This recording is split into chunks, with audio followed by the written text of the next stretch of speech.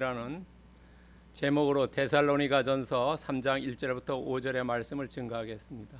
사원이라는 말은 여러분들 구약의 에리사의 그 종이라고 얘기하면 되나요? 그 심부름꾼인 게하시가 나아만 장군의 뇌물을 받고 문둥병이 되는 거기에 사원이란 단어가 나옵니다. 실제로 디모데에는 사원이란 단어를 잘 안 쓰지요. 그래서 어떤 단어를 쓰는 게 가장 적절할까 생각했는데 디모데가 오늘 본문을 보면은 사도 바울의 심부름꾼을 갑니다. 심부름꾼을 하려고 보니까 이게 너무 단어가 많아가지고 그거에 가장 적절한 단어가 뭐냐라고 찾아보니까 사원이라는 단어를 썼습니다. 자, 그런 의미를 가지고 오늘 본문을 잘 한번 묵상해 갑시다.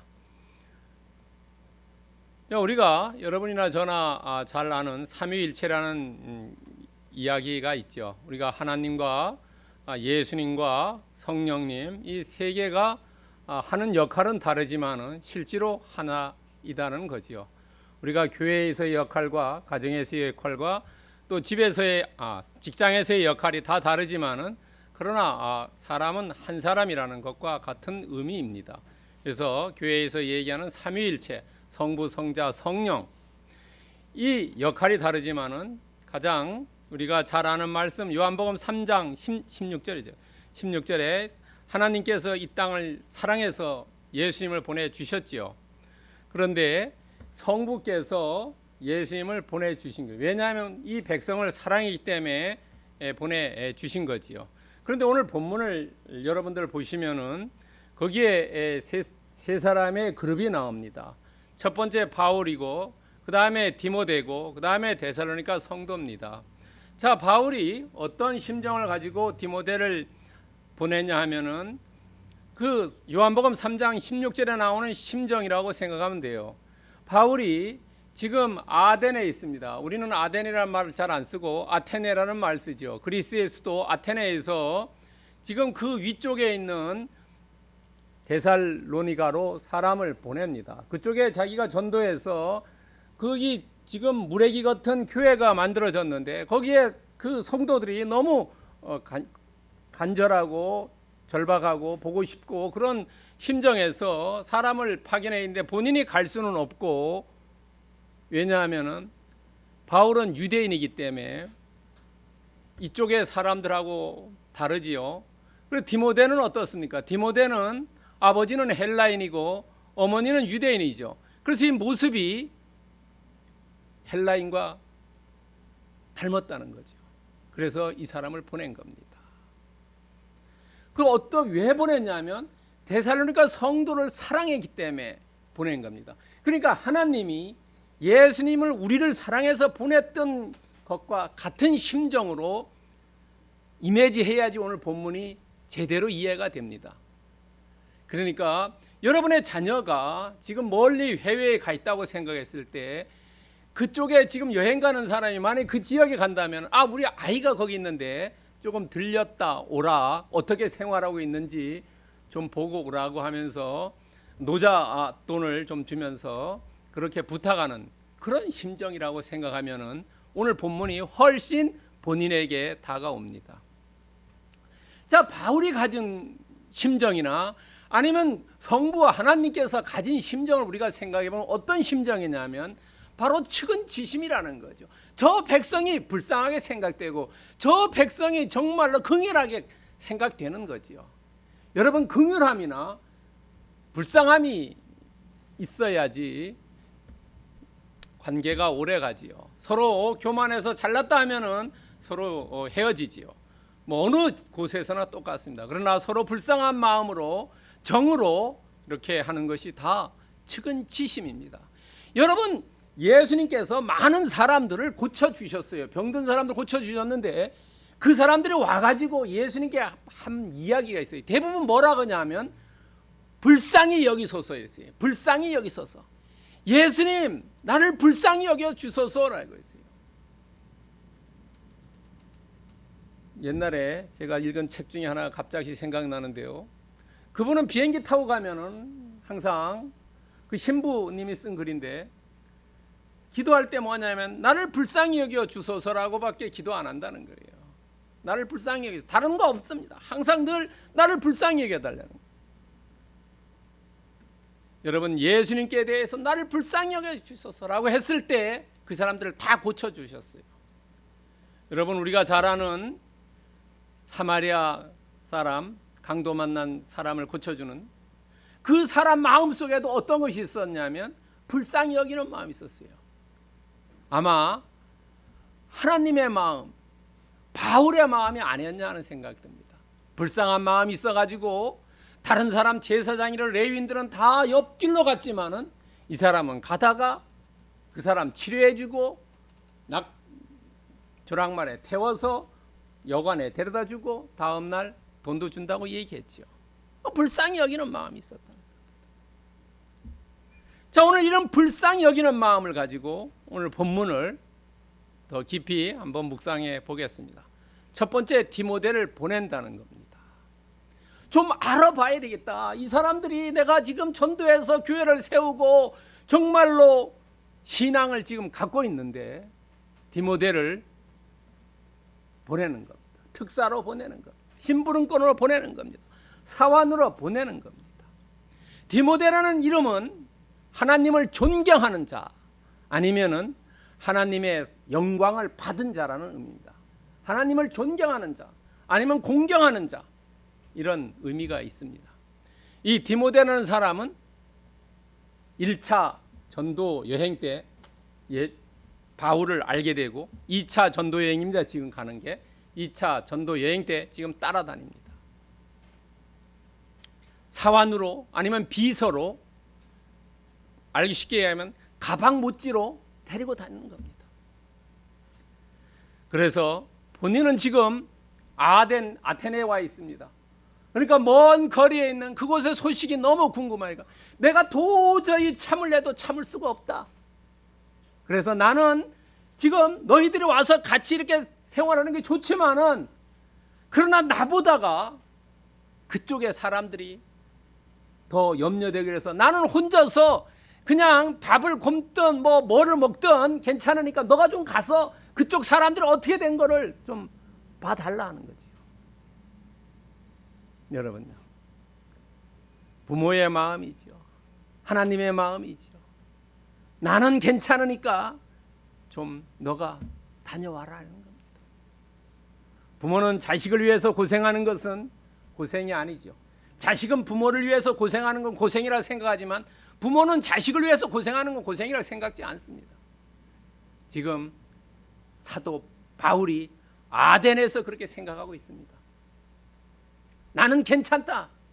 너가 좀 가서 있어라. 왜냐하면 생각해 보세요. 비서가 있으면은, 심부름꾼이 있으면은 잔잔한 거 심부름도 해주고 뭐 좀 편한데 없으면은 더 불편하죠. 그러니까 그렇지만 내가 불편을 감수하겠다는 겁니다. 그래서 디모데를 보내면서 얘기를 해줍니다. 너는 형제고 그리고 하나님의 일꾼이다 하는 거예요. 하나님의 일꾼이라는 것은 헬라어로 휘네르고스입니다. 휘네르고스를 지금 여기 하나님의 일꾼으로 번역했지만 실제로는 일꾼이 아닙니다. 뭐냐면 동역자라는 의미입니다. 지금 디모데가 신분이 상승했어요. 비서 사원에서 나와 똑같은 동역자다라고 이야기해줘요. 왜냐하면은 여러분, 지금 그전의 역할과 지금의 역할이 다른 겁니다.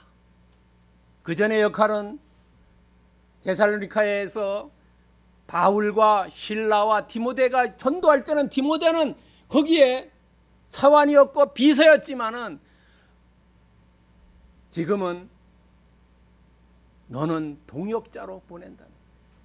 나와 똑같은 말씀을 전할 수 있는 능력이 있는 자.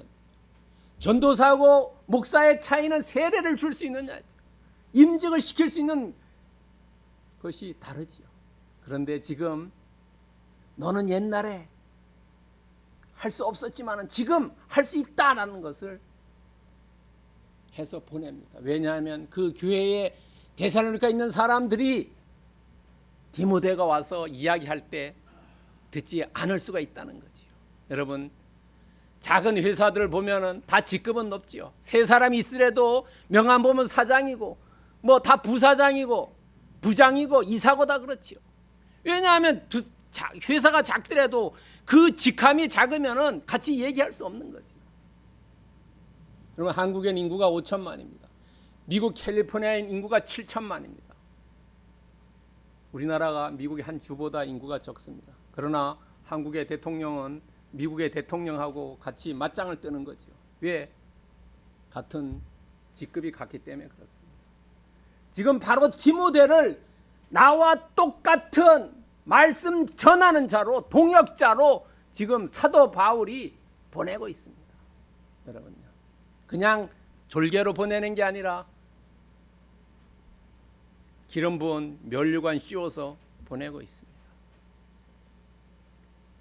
그리고 왜 보내야 되냐를 오늘 두 가지로 이야기하고 있습니다. 2절에 보면요, 너가 가서 해야 될 일은 굳건하게 하라.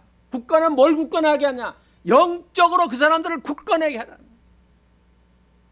헬라어로 스테리조입니다. 이 단어는 영적으로 굳건하게 하는 겁니다. 그리고 위로한다, 이 말은 헬라어로 파라갈레오입니다. 이것은 육적으로 태도를, 그 사람들의 신앙의 모습을 강하게 하라는 겁니다. 영적, 육적으로 너가 가서 해야 될 일이 있다는 겁니다. 여러분, 오늘 이 사도 바울의 모습을 통해서 우리가 배울 것은 관심과 헌신입니다. 여러분요,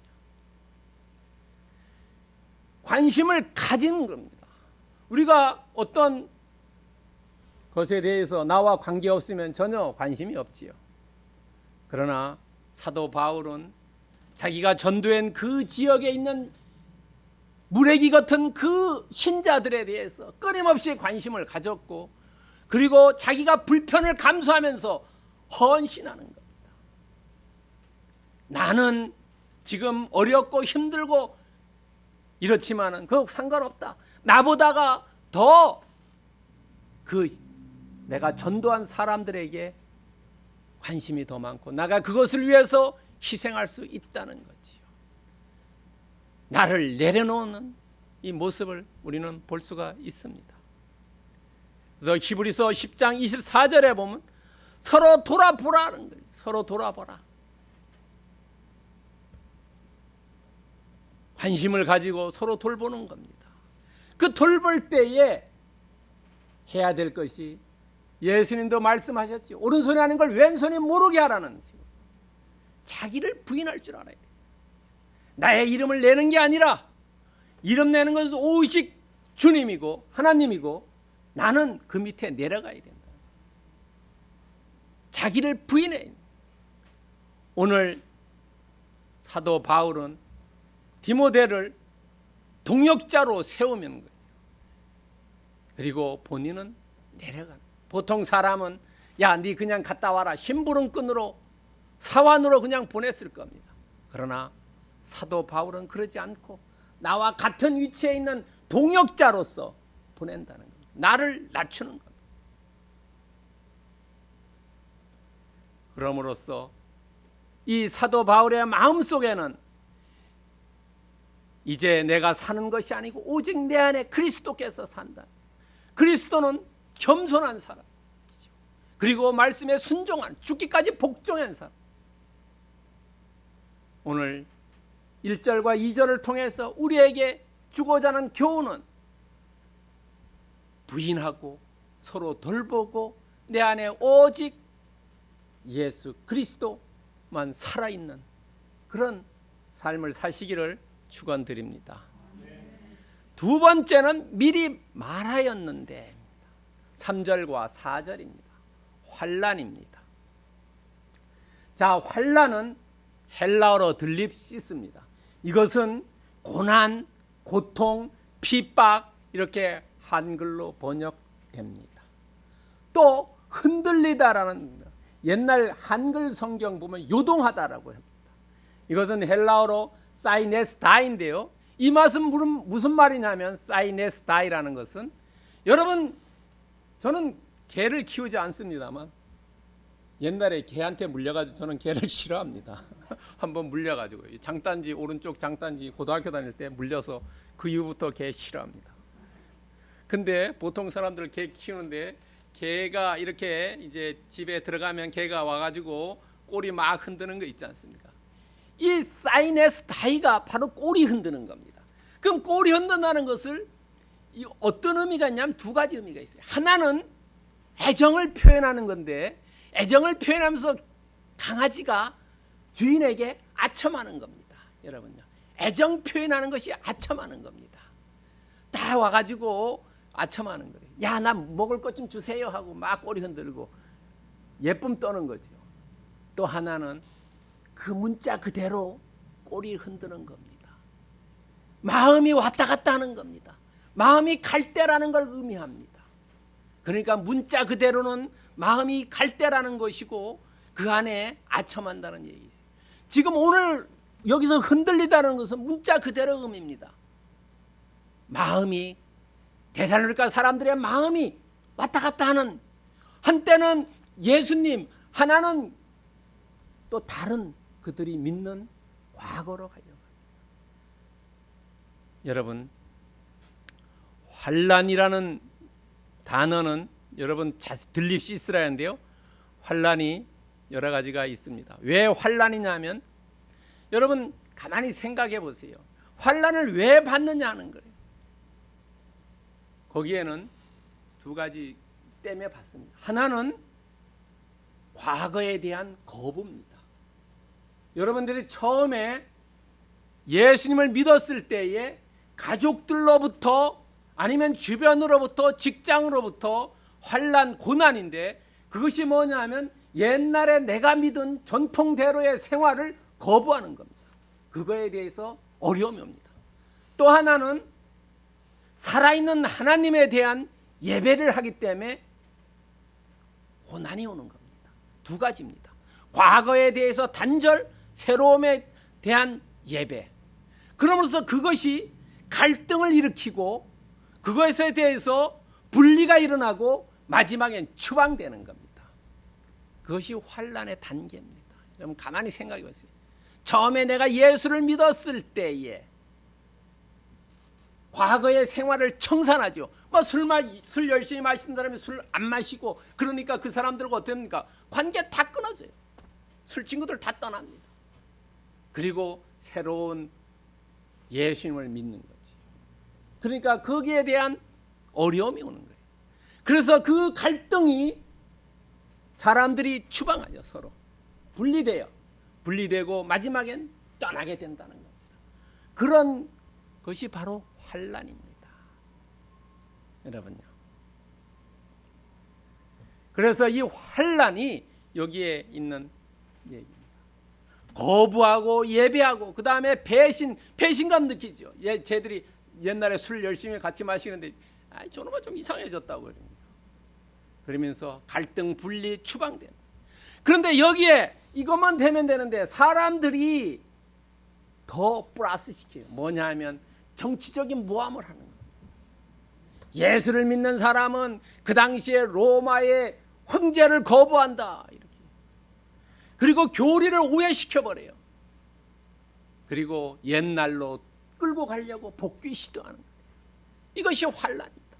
예수 교회 다니는데, 야 교회 가지 말어, 옛날이 더 좋아, 술도 마시고 뭐 내 맘대로 막 놀러 다니기도 하고 얼마나 좋냐. 옛날로 돌아가려고 자꾸 주변 사람들이 그러지 않습니까? 예. 처음에는 야 괜찮아, 뭐 술 마시러 가자. 교리도 오해하는 거예요. 이것이 환난입니다. 그런데 이것을 사도 바울이 이 데살로니가 사람들에게 먼저 이야기했어요. 3장 4절에 보면, 데살로니가전서 3장 4절에 보면, 야 환난 받는다, 이렇게. 어려움이 온다. 왜냐하면 생각해 보세요. 전통을 거부하고 내가 살아있는 예수님을 믿고, 그러니까 사람들로부터 배신당했다고 이야기 듣고 야 갈등이 일어나고 분리가 일어나고 결국은 추방당해버려. 그런 것이 일어난다. 그리고 예수님도 말씀하셨어요. 마태복음 5장 11절이라든지 10장 22절에 보면은 나로 말미암아 너희를 욕하고 박해하고 거짓으로 이야기한다.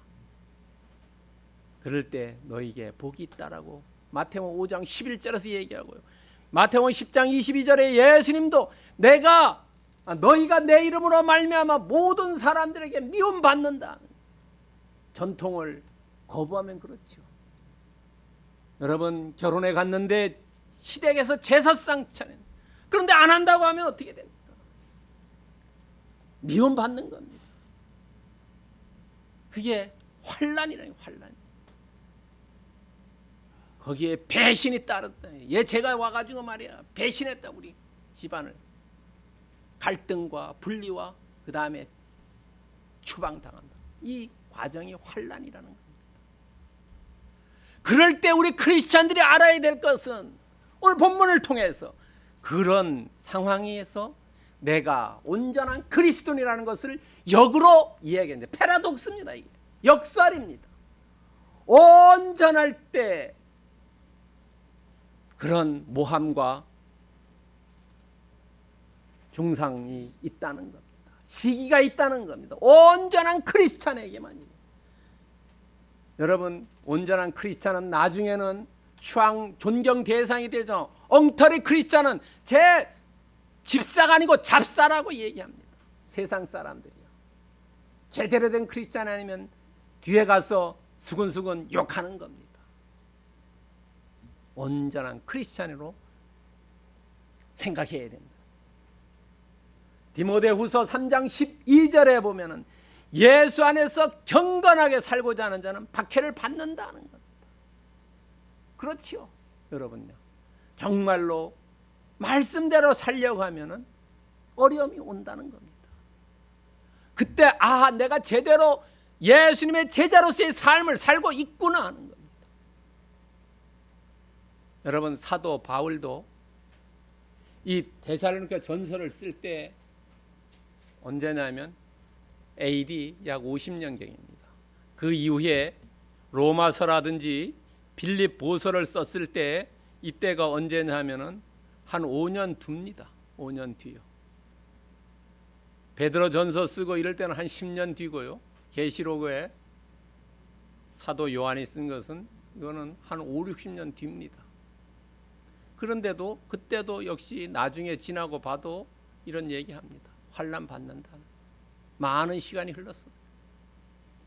왜냐하면 우리가 거룩하게 살려고 하면은 옆에서 계속 시기하고 중상하고 모략하는 사람이 있다는 거죠. 또 이런 것을 통해서 우리가 배울 것이 하나 있는데 뭐냐면 베드로전서 4장 1절과 2절에 보면 이런 육체의 고난 받는 것은 사람의 정욕을 따르지 않고 죄가 내가 끝났고 하나님의 뜻을 따른다는 겁니다. 여러분요. 육체의 고난은 죄가 끝났다는 거예요. 죄가 끝났다. 육체의 고난을 받는 자는 죄가 거기서 끝났다. 예수를 믿지 않을 때는 같이 이렇게 악의 구렁텅이에서 있었는데 내가 예수를 믿는다고 따라 나왔기 때문에 그 죄는 끝났다. 그리고 지금부터는 나는 사람의 마음으로 움직이는 게 아니라 내 안에 있는 하나님의 뜻을 따라서 산다는 겁니다. 여러분요. 그리고 이렇게 사람의 뜻이 아니라 하나님의 뜻을 따를 때 혼자서는 힘들지요. 그때 요한복음 16장 33절에서 이야기해 주고 있어요. 내도 세상을 그렇게 힘들었지만 이겼다. 너도 담대해라. 세상을 너도 이길 수 있다라고 예수님께서 이야기해 주시고 있어요. 우리한테. 세상에서 너희가 환난 당한다. 그러나 담대하면 세상을 이긴다는 겁니다.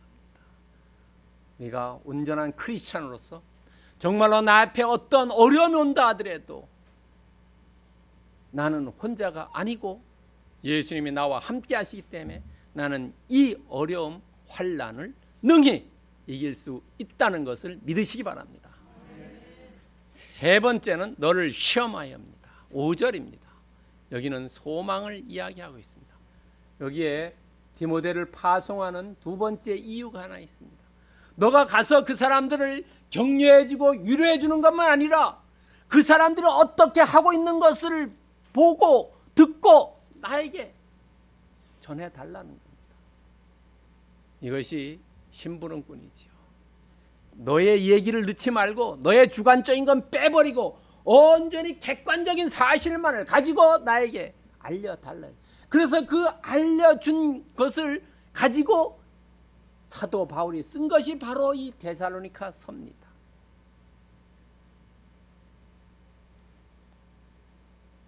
그리고 오늘 5절에 보면 시험하는 자가 나옵니다.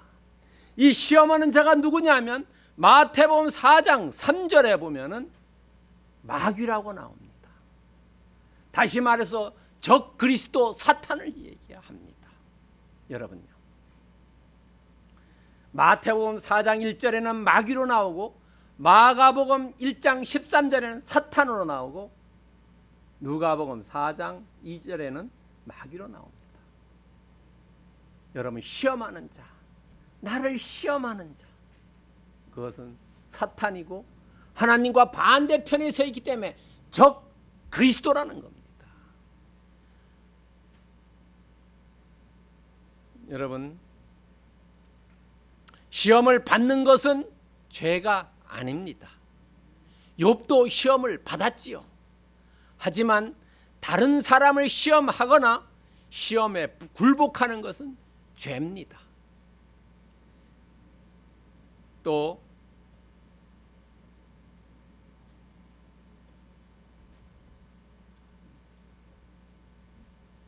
5장 거의 마지막에 보면 수고를 헛되게 하지 말라. 여기에서 사도 바울의 인간적인 모습을 볼 수 있어요. 내가 지금까지 한 것이 좀 수고가 헛되지 않게 됐으면 좋겠다라는 자기 바람이 있다는 거죠. 여러분 여기서 인간적인 모습을 볼 수가 있어요. 정말로요. 그 대사도인 사도 바울도 인간적인 모습을 볼 수 있다는 거죠. 내가 한 것이 좀 헛되지 않았으면 좋겠다는 거죠. 우리가 5절을 통해서 믿음을 견지하는 거죠. 믿음을 굳건하게 유지하는 겁니다. 어려움이 우리에게 항상 올 수가 있습니다. 그러나 그것을 유지하는 것이 중요해요. 여러분 마태복음 13장에 보면은 4가지 밭에 씨 뿌리는 비유가 있지요. 돌짝밭에 떨어졌을 때 조금 싹이 나다가 햇빛에 말라 죽는 그 얘기를 예수님께서 제자들에게 설명하면서 13장 21절 말씀을 해주고 있어요. 제자들에게. 속에 뿌리가 없어 잠시 견디다가 잠시 싹이 났어요. 부흥회 가서 할렐루야 했을 때 아멘 해가지고 은혜 많이 받아요. 돌아와가지고 그 다음날 뭔지 몰랐. 잠시는 기뻤다는 거죠. 환난이나 박해가 일어날 때 곧 넘어지는 자다. 시험이 와서 시험하는 자가 마귀 사탄이 와가지고 마음을 헤집어 놔가지고 환난 박해할 때 곧 넘어져 버린다. 믿음을 유지하지 못했다는 거죠. 믿음을 견지하지 못했다는 겁니다. 그러기 위해서 우리는 어떻게 했냐면 믿는 사람들끼리 히브리서 3장 13절에서 얘기할 때 서로 피차 권면하자는 거예요. 피차 권면하자. 우리가 여러분 영적으로 맞는 사람과 이야기하면은 신앙이 올라가지만 맞지 않는 사람과 이야기하면 신앙이 떨어져요. 머리가 집에 돌아와서 막 헷갈립니다. 이게. 영적으로 센시티브한 거예요. 그럴 때는 찬양하고 기도하고 빨리 잠자는 게 좋습니다. 자고 일어나야 깨끗해집니다. 피차 권면해야 된다는 거예요. 피차 서로 이야기 나누고 신앙 이야기를 통해서 서로 시너지 효과가 일어난다는 겁니다. 여러분 그리고 우리가 여기 돌짝밭에 떨어진 씨처럼 잠깐만 좋은 게 아니라 이것을 계속 옥토에 떨어진 씨처럼 끝까지 유지해야 된다는 거지요. 끝까지 견디는 자는 구원을 얻는다는 겁니다. 우리가 이 땅을 떠나서 주님 전에 가는 그 구원, 아니면 예수님이 우리 살아있을 때 왔을 때 그 휴가되는 그 구원, 끝까지 우리가 믿음을 붙잡았을 때 구원을 이룰 수 있다는 거지요. 그렇다면 오늘 본문을 통해서 사환 디모데의 파송은 여러분 그쪽의 사람들을 격려해주고 위로해주고 또 그쪽의 소식을 너가 본 대로 들은 대로 나에게 전해달라는데, 디모데나 그쪽의 데살로니가 사람들이나 마음이 흔들리지 말라라는 겁니다.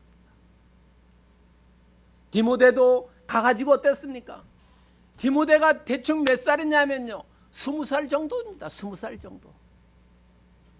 오늘날 얘기하면 고등학교 졸업하고 대학교가 나이 1학년이나 대학교 한 2학년 정도, 그 나이입니다. 완전히 어린애지요. 그 20살짜리가 가가지고 정말로 잘 할 수 있고 또 돌아와서 잘못 전하면 어떻게 합니까? 중간에 왜곡해서 전한다든가 하면 사도 바울이 판단력이 흐려질 거 아닙니까? 디모데도 흔들리지 말고 그 데살로니가 사람들도 믿음이 흔들리면 안 된다는 거예요. 우리들에게도 우리가 지금 예수 믿었을 때 그 구원의 감격, 그리고 예수님과 같이 동행하는 이것이, 이 기본이 흔들리면 안 된다는 겁니다. 그러기 위해서 우리가 첫 번째로 믿음 안에 굳게 서야 된다는 거죠. 믿음의 반석에 뿌리를 내리고 서야 되는 겁니다. 여러분, 장마가 지면은 교량이 무너지는 데가 있어요. 그건 뭐냐면 교량을 끝까지 파서 보통 땅에서 한 60m 정도 내려가면 바위가 있어요. 그 바위에 철근을 제대로 박으면은 떠내려가지 않습니다. 그러나 이 공사하는 사람이 거기까지 내려가지 않고 한 40m 정도의 콘크리트 쳐가지고 박으면 비 오면 쓸어가는 겁니다. 믿음의 뿌리를 확실하게 박으면은 흔들리지 않는다는 거예요. 그러나 대충 하면은 흔들린다는 겁니다. 두 번째는 환난 중에도 참아야 된다는 거죠. 끝까지 우리가 참고 인내해야 된다는 거죠. 성령의 9가지 열매 중에 오래 참음이 있죠. 여러분, 오래 참으면은 시간이 재판관이어서 정과 사를 고쳐주는 거죠. 누가 옳았고 누가 틀린 것이 사필 규정으로 갑니다. 환난 중에 우리는 오래 참아야 된다는 거죠. 강한 자가 살아남는 게 아니고 살아남은 자가 강한 자입니다. 그리고 시험하는 자, 사탄 마귀에 대해서 늘 경계하고 오면은 도망가는 게 아니라 대적해야 되는 겁니다. 여러분요, 막 이상하게 하는 사람은 그 사람이 도망가면 계속 2배, 3배 됩니다. 그러나 죽을 똥 살똥 대항하면은 그 다음부터는 하지 않습니다. 그래서 오늘 우리에게 삶에 어떻게 적용하냐면, 오늘 본문은 우리가 믿음 안에 굳게 서고 환난이 오면, 고난이 오면 그것을 오래 참고 시험하는 그런 자가 있다면 경계하고 늘 조심 있게 보고 그 사람이 나에게 어떤 것을 잘못할 때는 대적해야 된다는 겁니다. 왜냐하면 우리는 이 땅에서 최종의 목표는 구원을 받는 거죠. 구원을 받는 것은 누구에게 있습니까? 오직 예수님. 예수님이 요한복음 10장 9절에서 얘기하셨어요.